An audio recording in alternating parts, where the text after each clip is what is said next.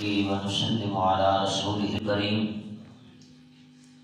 أما بعد فأعوذ بالله من الشيطان الرجيم بسم الله الرحمن الرحيم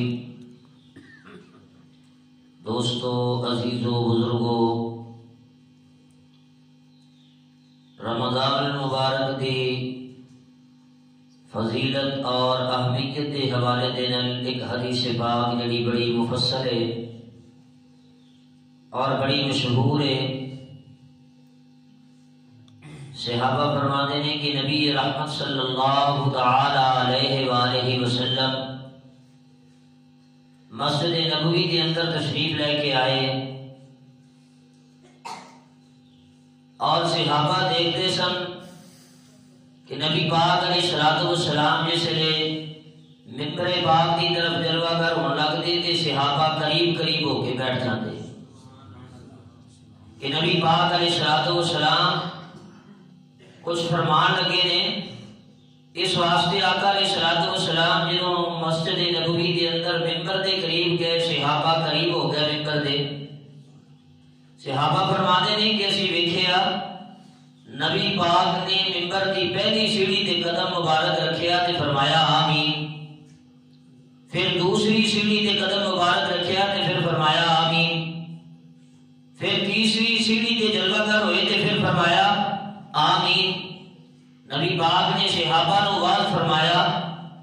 گفتگو ختم ہوئی، بعد صحابہ کرام رضوان اللہ تعالی علیہم اجمعین نبی رحمت صلی اللہ تعالی علیہ وآلہ وسلم کی بارگاہ کے اندر عرض کر دے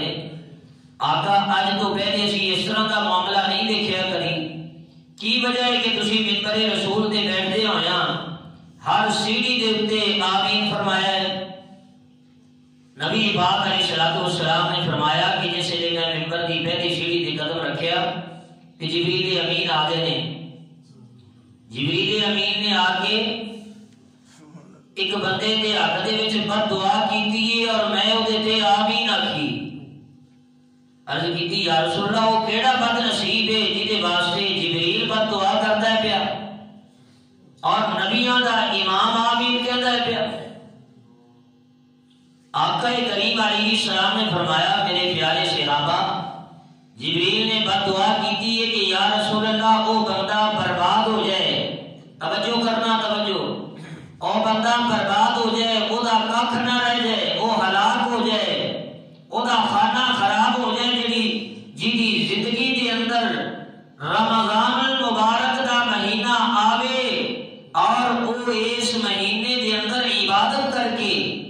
توبہ و استغفار کر کے گناہاں نو چھڑ کے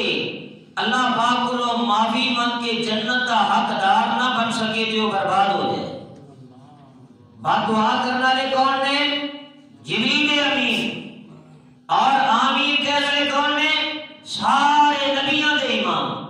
پھر اس بندے دی بربادی اور ہلاکت دے وچ کوئی شک رہ سکتا ہے؟ جہدے واسطے جبریل سارے فرشتیاں دا سردار بد دعا کرے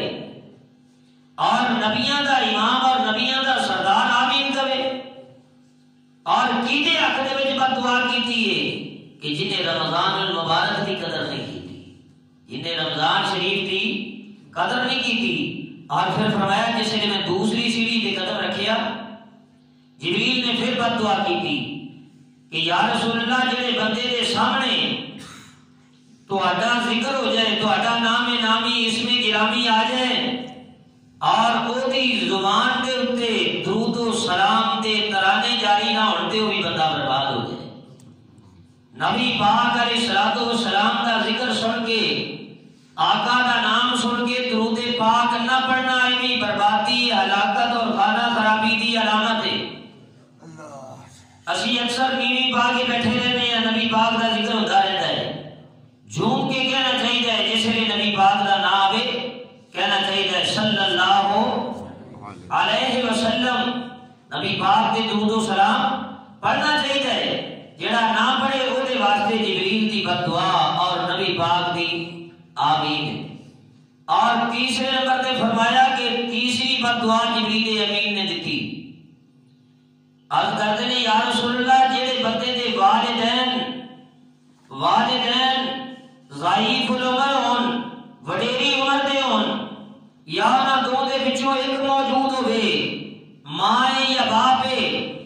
اور جیڑی اولاد انہاں دی خدمت کر کے انہاں دی سیوا کر کے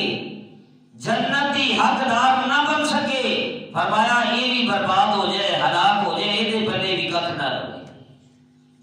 وہ دے واسطے بھی نبی پاک نے بد دعا جڑا ماں باپ دا تابع دار نہیں جڑا والدین دا خدمت گزار نہیں اور دے واسطے بھی جبریل امین نے بد دعا کیتی ہے اور نبیاں دے امام نے آمین فرمائی